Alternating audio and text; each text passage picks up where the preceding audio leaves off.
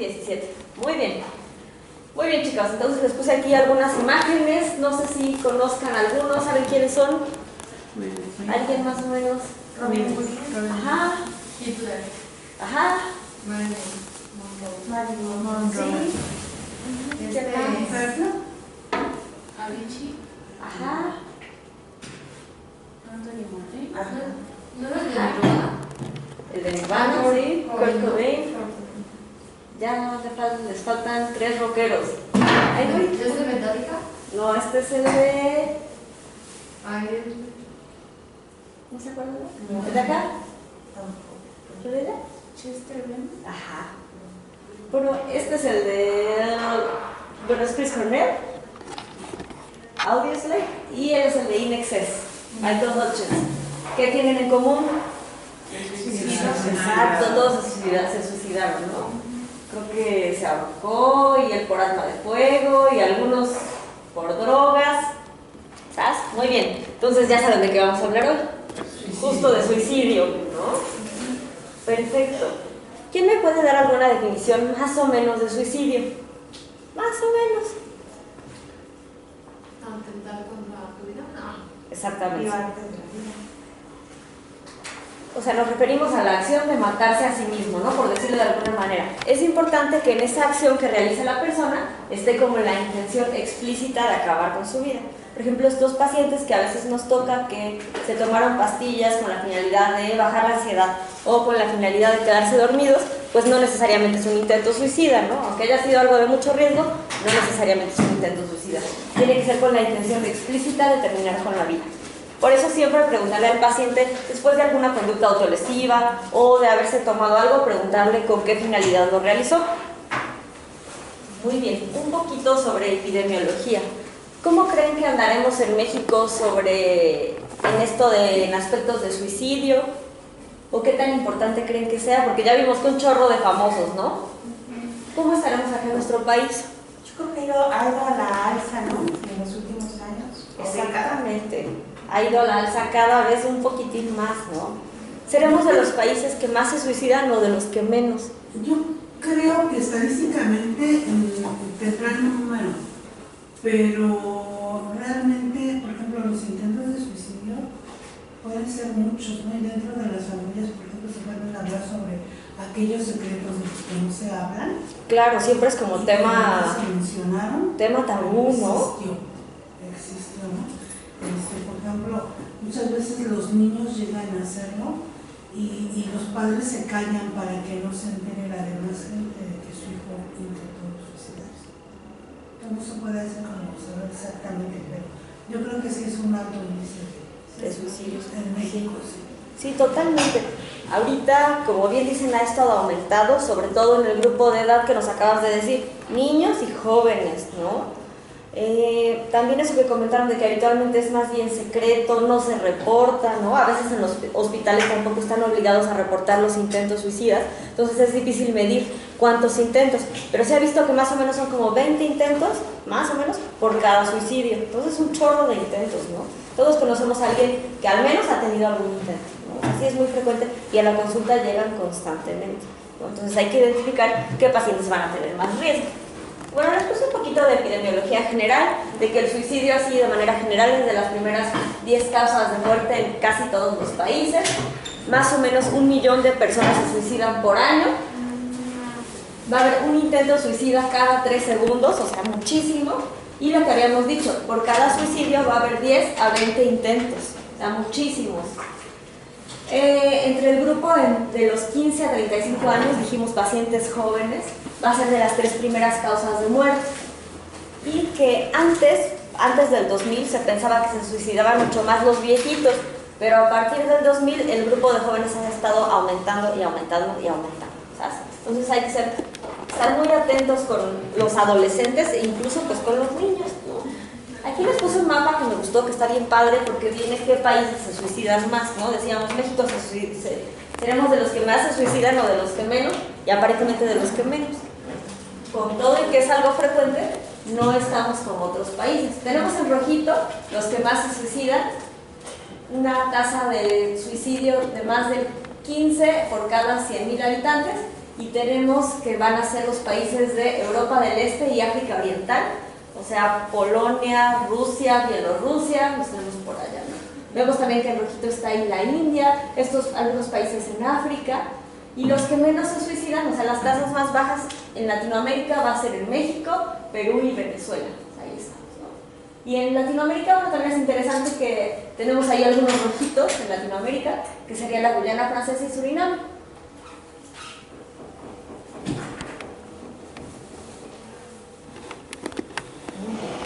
Lo que habíamos comentado, ¿no? De cómo ha ido aumentando. Aquí tenemos por año, de 1994 hasta 2016, y en el eje de las Y tenemos las defunciones por suicidio, y vemos cómo han ido aumentando gradualmente a través de los años.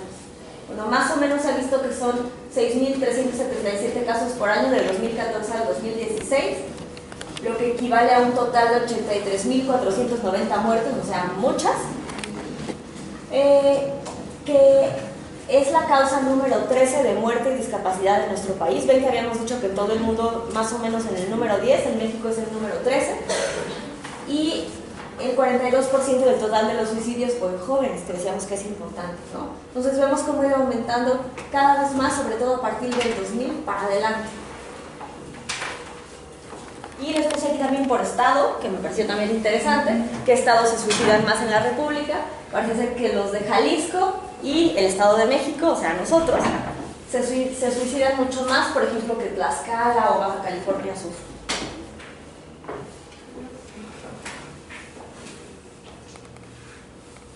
Acá lo tenemos por grupos de edad.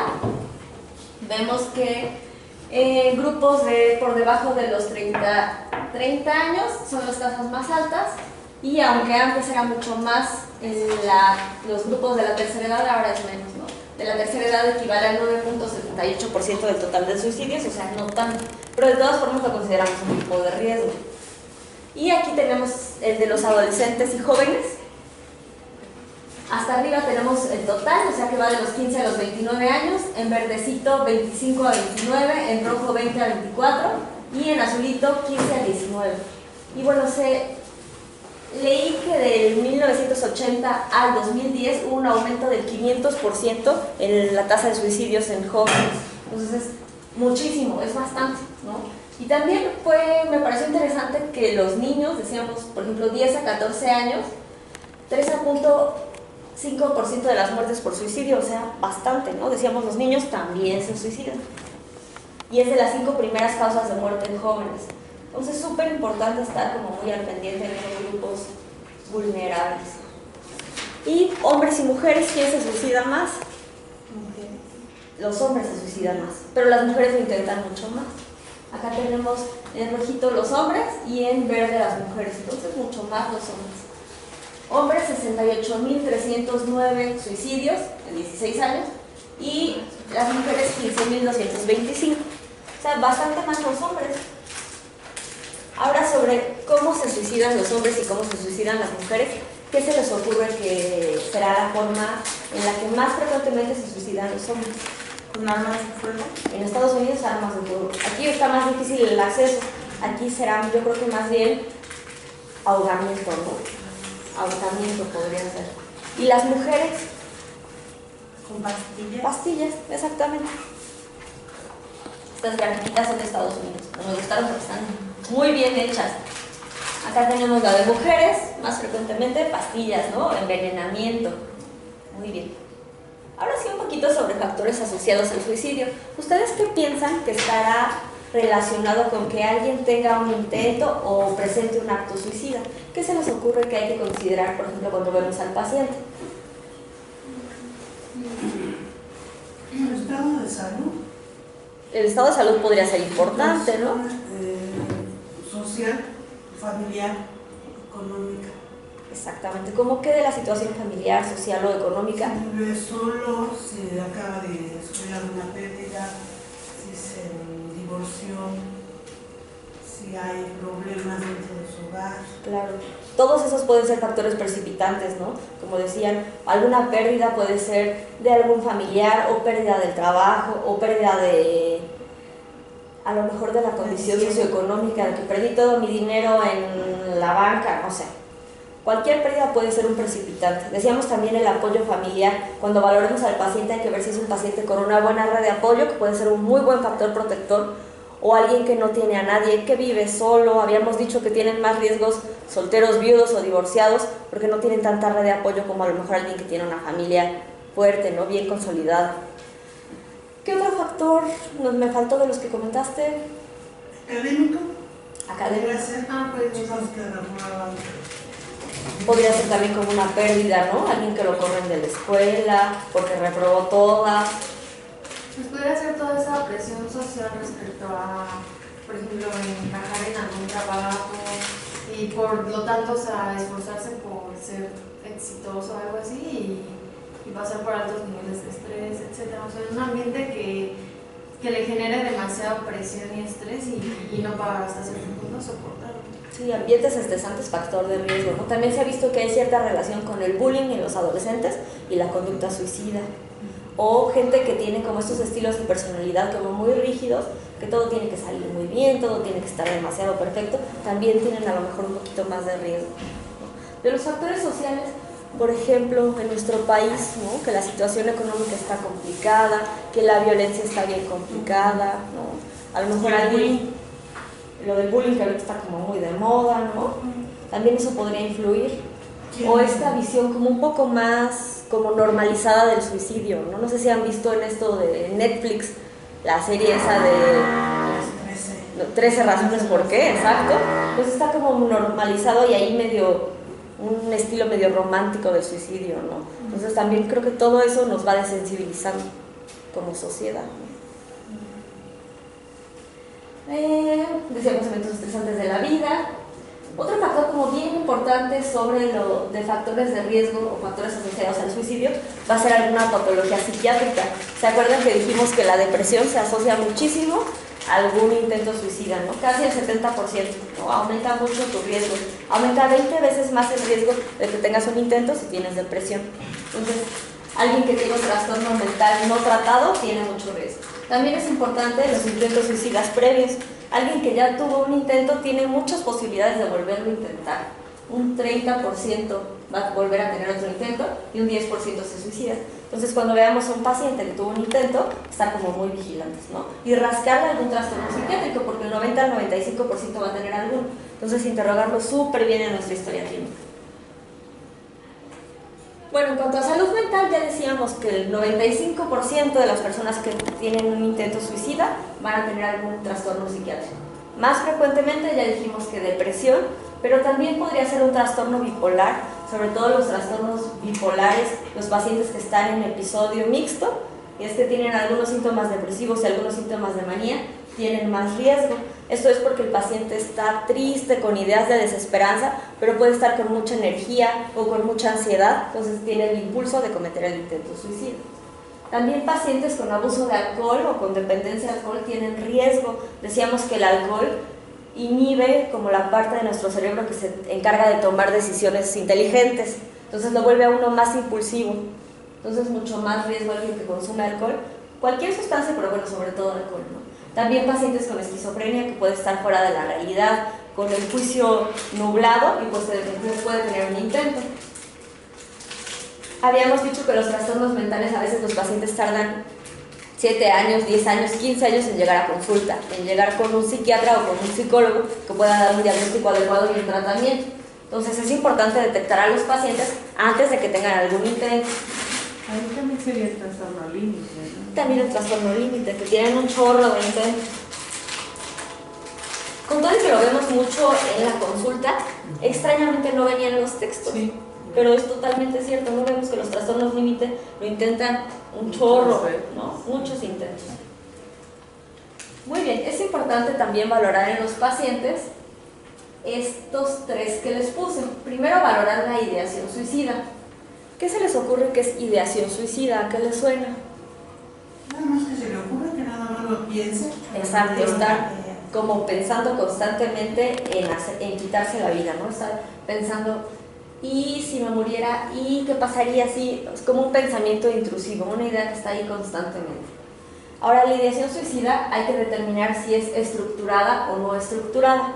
¿Cómo que se les ocurre que sería una ideación suicida estructurada? Piensa en los modos, en qué materiales, a qué horas. Exactamente. En qué momento. Ya algo como mucho más definido, ¿no? Y a lo mejor una ideación suicida no estructurada. Además piensa, pero no sabe ni cómo ni Sí. organiza cómo lo haría ni. Exactamente, alguien de pues igual y a lo mejor podría tomarme algo o hacerme algo o aventarme, como no tiene ninguna idea estructurada, ¿no?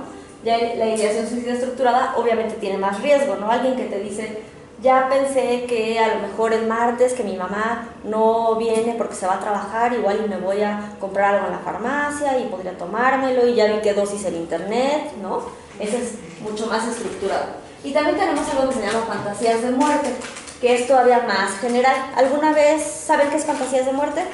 ¿Lo han escuchado? ¿Cómo a qué les suena? Eso muy seguido nos lo dicen los pacientes y es como frecuente. ¿Qué pasaría si yo no estuviera aquí? Exacto, podría ser esa. O he pensado en dormirme y ya nunca despertar, ojalá Dios me llevara.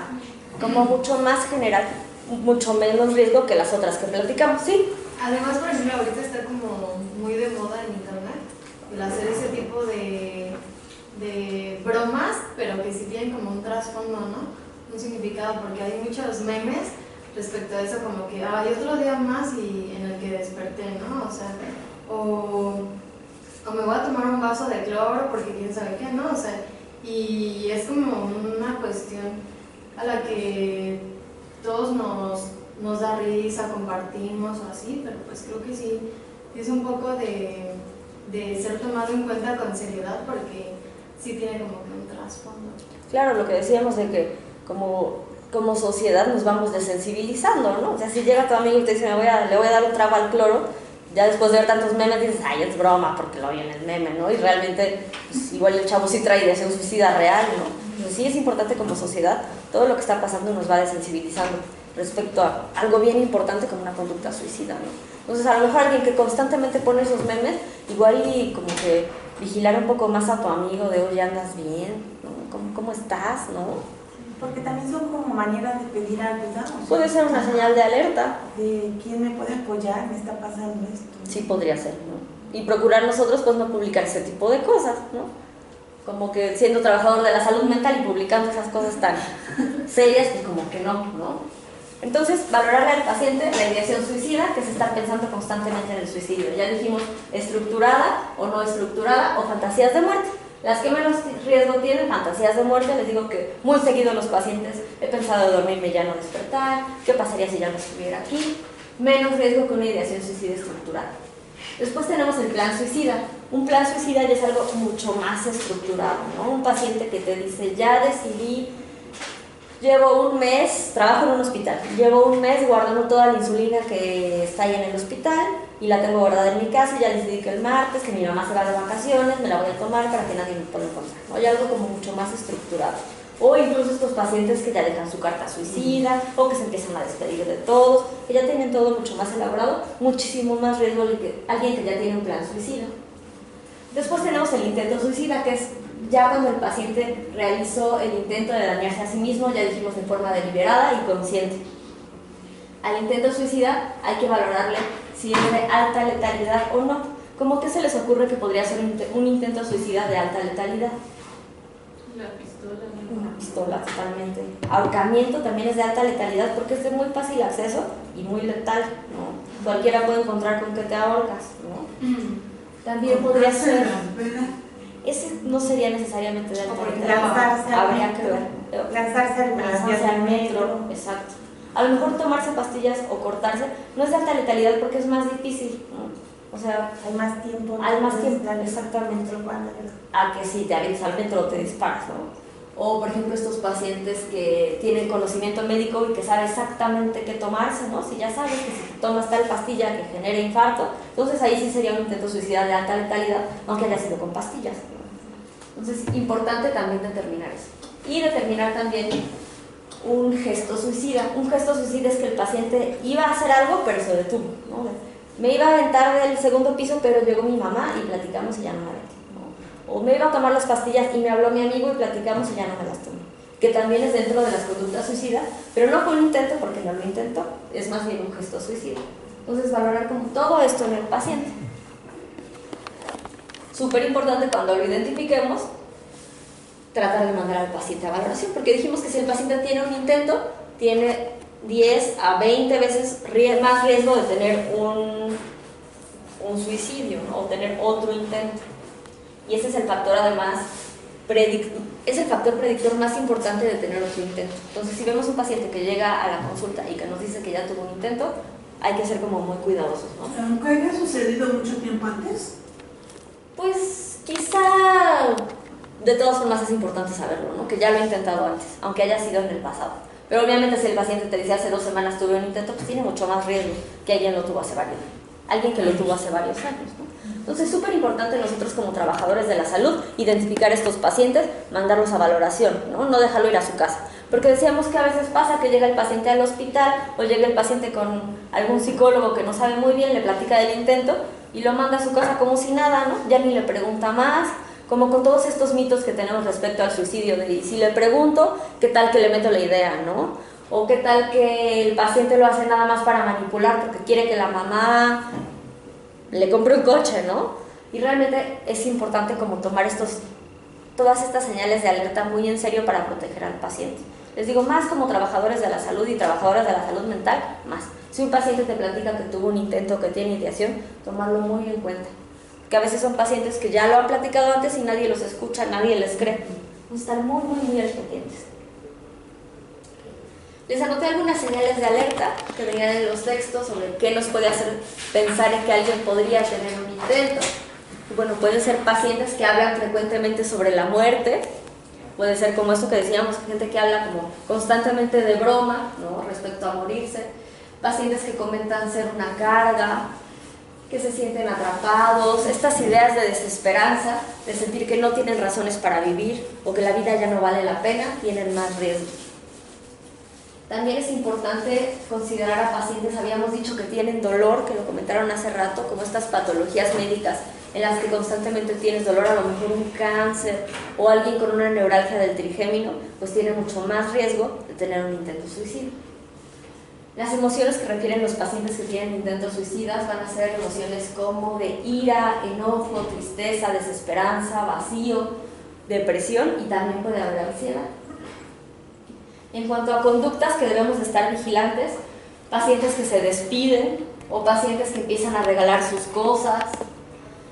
Habíamos hablado también de la relación entre alcohol o sustancias y la conducta suicida, entonces están muy al pendientes.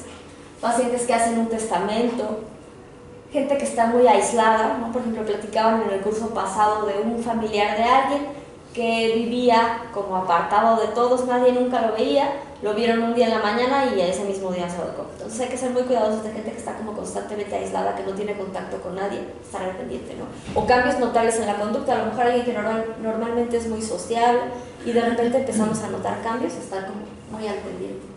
Alguien que adquiere armas, alguien que está haciendo consultas por internet de qué manera podría suicidarme, dónde podría comprar métodos para suicidarme. Pacientes que están guardando pastillas o gente que trabaja en el hospital y está guardando algún medicamento en particular, ser como muy cuidadosos. También viene aquí lo de las conductas parasuicidas. Eso se refiere, por ejemplo, gente que cruza la calle sin voltear, podría ser una conducta parasuicida. O sea, es algo que te pone en mucho riesgo, pero no es algo como tal que tú estés haciendo, ¿no? O irte en la noche a Tepito a comprar algo lleno de joyas, ¿no? Estás como que buscando que algo malo te pase. Y también es factor de riesgo como para un intento suicida. Esto de lo de la búsqueda en línea de métodos para morir, muchos pacientes comentan que buscan a través de internet formas, ¿no? Y sí hay páginas específicas de forma detallada de cómo podrían hacer para morir.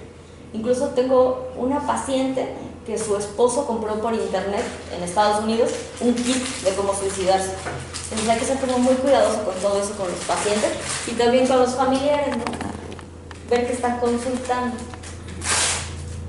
Y bueno, cuando veamos nosotros a un paciente, les anoté esta como pequeña acrónimo que nos echa la mano para ver quién tiene más riesgo y quién a lo mejor no tiene tanto riesgo, ¿no? El acrónimo es SAD Persons, está muy fácil de aprenderse. La primera letra es la S, que quiere decir sexo. Sexo más frecuente de intentos, hombres. Entonces ahí empezamos con el riesgo, un hombre. edades, menor de 19 años, porque dijimos que el primer pico es en pacientes jóvenes, adolescentes, y el segundo pico en pacientes de la tercera edad. Entonces, menor de 19 años o más de 45, más riesgo. La siguiente letra es la D, que quiere decir depresión. Ya dijimos, si un paciente tiene depresión, tiene 20 veces más riesgo de tener un intento suicida. La siguiente que dijimos que es el más importante de todos, un intento suicida previo. Entonces, si un paciente llega con nosotros a consulta y nos comenta que hace un mes tuvo un intento suicida y sigue con ideación, mejor no arriesgamos y mandarlo a internar. Pacientes, bueno, la E quiere decir abuso de etanol, pacientes que consumen alcohol, ya dijimos también, más riesgo. La R, rational thinking loss, o sea, pacientes que pierden la capacidad para pensar de forma racional. Por ejemplo, podría ser alguien con psicosis, ¿no? Alguien que está teniendo una depresión con síntomas psicóticos o alguien con esquizofrenia y síntomas depresivos, tiene mucho riesgo de lastimarse. La S, social support lacking, o sea, pacientes que tienen pobre red de apoyo, que también ya lo platicábamos, que quizá está muy distanciado de la familia o que vive solo, que casi no tiene amigos, muy aislado, más riesgo. Plan organizado, también ya lo platicamos, un paciente que te describe detalladamente cómo se va a quitar la vida tiene mucho más riesgo que alguien que únicamente dice ojalá me durmiera y ya nunca me despertara, ¿no? La N, no spouse, ya dijimos pacientes solteros, viudos o divorciados, más riesgo. Y la S, sickness, que ya habíamos hablado de enfermedades crónicas, podría ser alguien quizá con, no sé, se me ocurre esclerosis múltiple o alguien con Parkinson, que va a ser algo crónico y que sabe a lo mejor que a largo plazo va a estar empeorando, o alguien con alguna demencia, ¿no? O alguien con un cáncer terminal o alguna enfermedad dolorosa, habíamos dicho, tienen mucho más riesgo. También consideren lo que habíamos platicado de pacientes que tienen acceso a métodos de alto riesgo, ¿no? Por ejemplo, alguien que trabaja en la policía, ¿no? Hombre que se acaba de divorciar, que trabaja en la policía, que tiene acceso a armas, que lo ven triste, que casi no se lleva con su familia de origen, que además consume alcohol para modular emociones y que tuvo un intento suicida previo, mándalo a internar. O habíamos dicho a lo mejor médicos o enfermeras que tienen un poquito más de idea de qué se podrían tomar para lastimarse o que tienen los medios al alcance, ser mucho más cuidadosos. Igual cuando vean a alguna familia de alguien que tuvo un intento, pues platicar con ellos de que si tienen armas en casa, pues mejor desaparecerlas, ¿no? O cualquier cosa que ponga en riesgo al paciente. Muy bien. Entonces, ¿cómo vamos a evaluar al paciente que llega con nosotros y que tuvo un intento suicida? ¿Ustedes qué le preguntarían? ¿O qué sería lo más importante?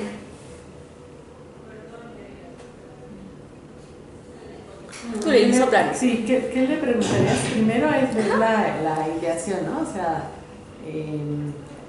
no ha cruzado por su mente alguna idea de muerte y él te va dando como la entrada para que tú vayas explorando, o sea, en qué momento, en qué circunstancias, qué pasó en ese momento, y ahí sí vas explorando de la idea a la planeación y finalmente. Si es que a veces que llegan que ya lo intentaron, pues es cuáles son las circunstancias, de qué manera lo hizo, bajo qué circunstancias, etc. No sé si por ahí. Sí. Ya saben que nuestra herramienta principal, nuestra historia clínica. ¿Tú cómo le des al paciente como la entrada principal para que te vaya diciendo qué es? A veces con pacientes, sobre todo que son más jóvenes, o bueno, igual con nosotros, o adultos, pues van acompañados de familias, si la esposa o el papá o la mamá, y entonces de ellos también te vales para que te digan la historia y la vayas completando, no solo la de la persona que lo intentó, que afortunadamente está ahí contigo, sino también de los familiares. Y entonces ya lo vas completando. Sí, siempre considerar como lo que dice la familia, ¿no? Tratar de pasar al familiar para que te platique cómo lo ha visto, si lo ha visto con riesgo, ¿no? Entonces decimos lo más importante es la historia clínica, todo lo que habíamos platicado en la sesión pasada.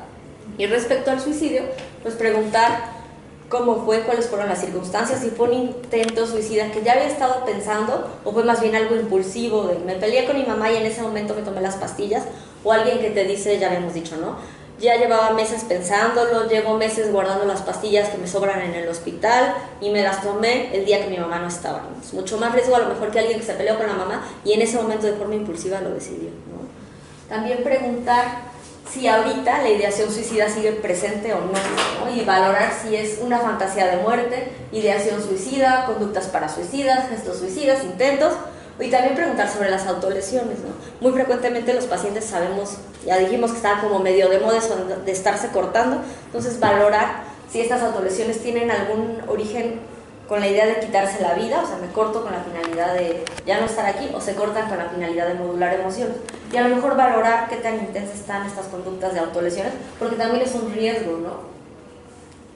Si el paciente persiste con ideación suicida, preguntarle respecto a la letalidad, bueno, considerar con qué se quiere suicidar o qué es lo que ha pensado, y decíamos considerar la letalidad del medio. Habíamos dicho más letalidad los ahorcamiento o intentar dispararse, y a lo mejor menos letalidad tomarse algún medicamento, ¿no? Por menos riesgo. De todas formas hay que individualizar a cada paciente, ¿no? La accesibilidad, decíamos, un hombre que trabaja en la policía, pues muchísimo más facilidad para acceder a cualquier medio, ¿no? Pero decíamos, por ejemplo, intento de ahorcamiento, pues cualquiera puede encontrar los medios para ahorcarse, ¿no? También considerar en el paciente desesperanza, que son estas ideas que habíamos platicado de nunca me voy a sentir bien, ya no vale la pena vivir la vida. Son pacientes que tienen más riesgo. Pacientes con mucha impulsividad, por ejemplo, alguien con algún trastorno de personalidad puede ser mucho más impulsivo, o algún paciente con alguna alteración cerebral que genere más impulsividad también tiene más riesgo.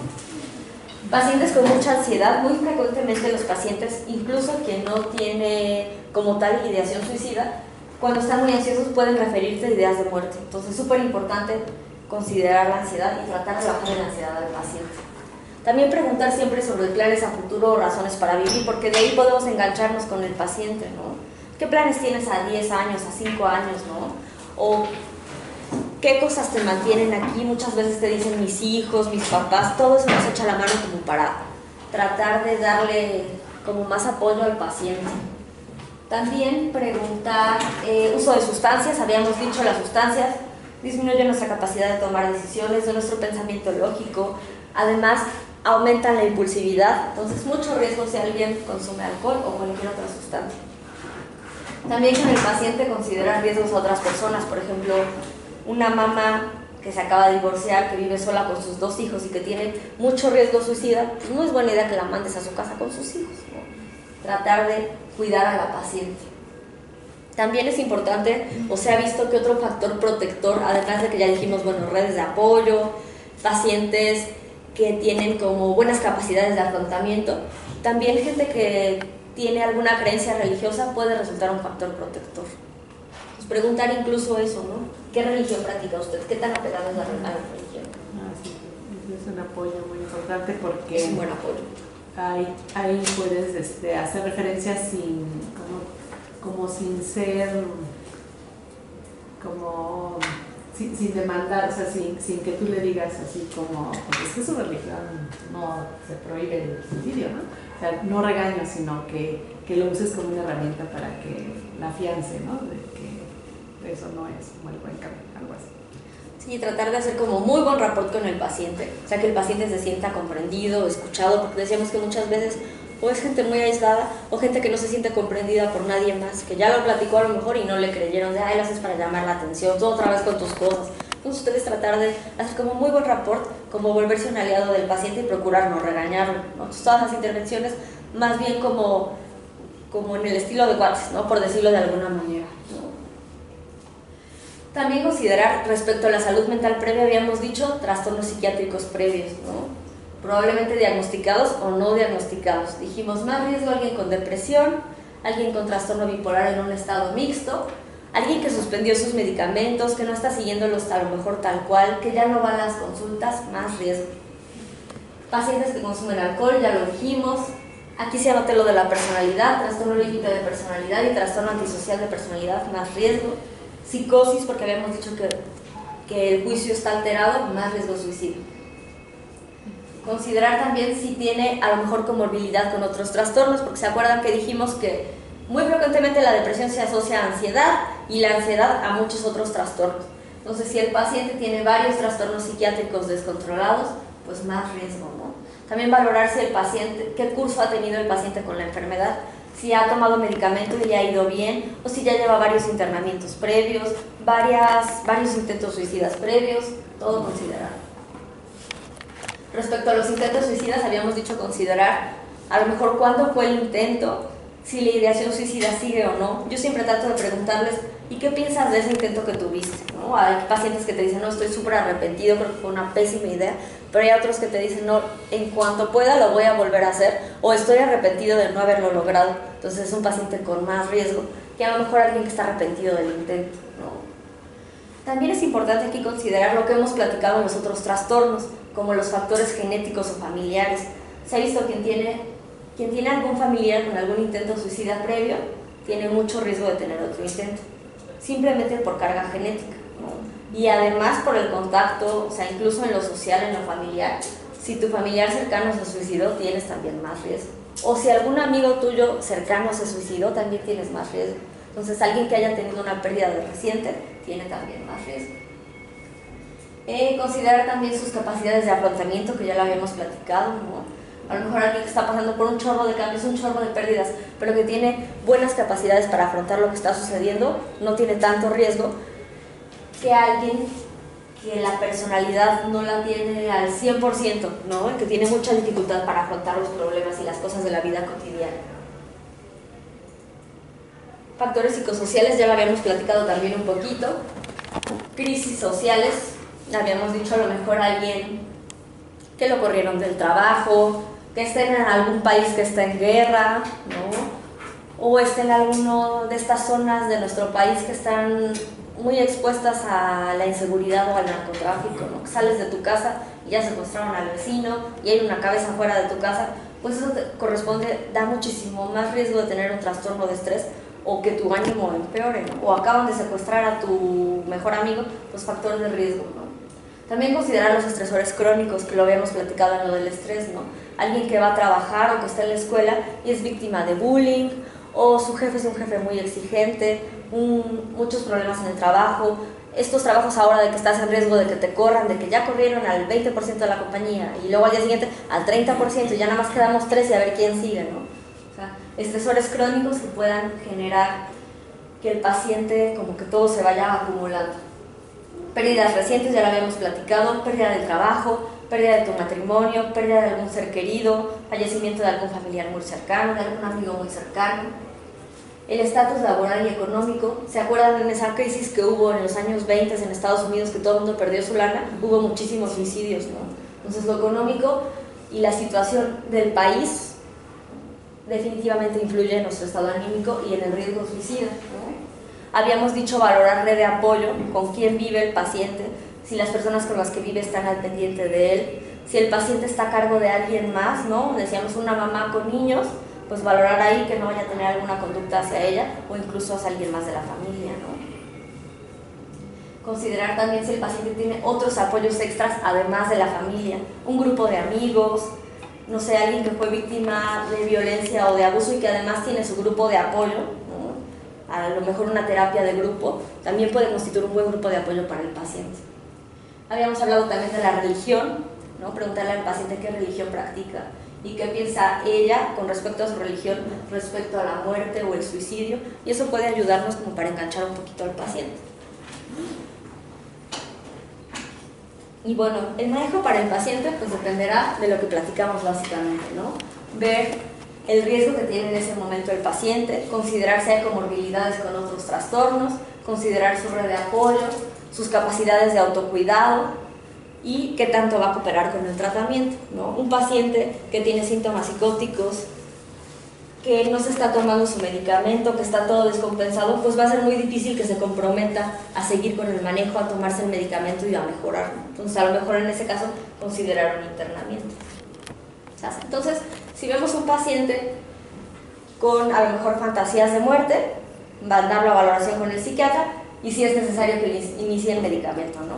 En caso de que veamos al paciente con un riesgo considerable, o sea, si vemos al paciente a lo mejor con una ideación suicida estructurada, que tuvo un intento previo, pobre red de apoyo, con un trastorno psiquiátrico descompensado, pues ya de plano mejor mandarlo a internar, ¿no? Para no arriesgarnos a que algo le vaya a pasar al paciente, ¿no? No vale la pena.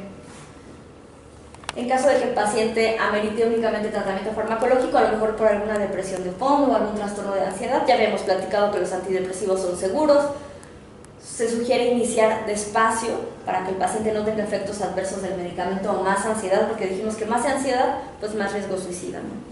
También importante es que sepan que los antidepresivos tardan en hacer efecto, un mes.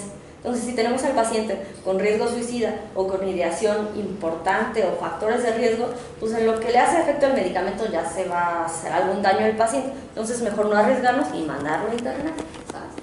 También podemos dar un poquito de benzodiazepinas, habíamos hablado de clonazepam, etcétera, para mejorar un poquito la ansiedad, el insomnio, porque a veces el insomnio puede empeorar muchísimo más los síntomas afectivos, ¿no? Muchísimo más la ansiedad. Entonces, si regulamos la ansiedad y el insomnio, el paciente va a sentirse mucho mejor.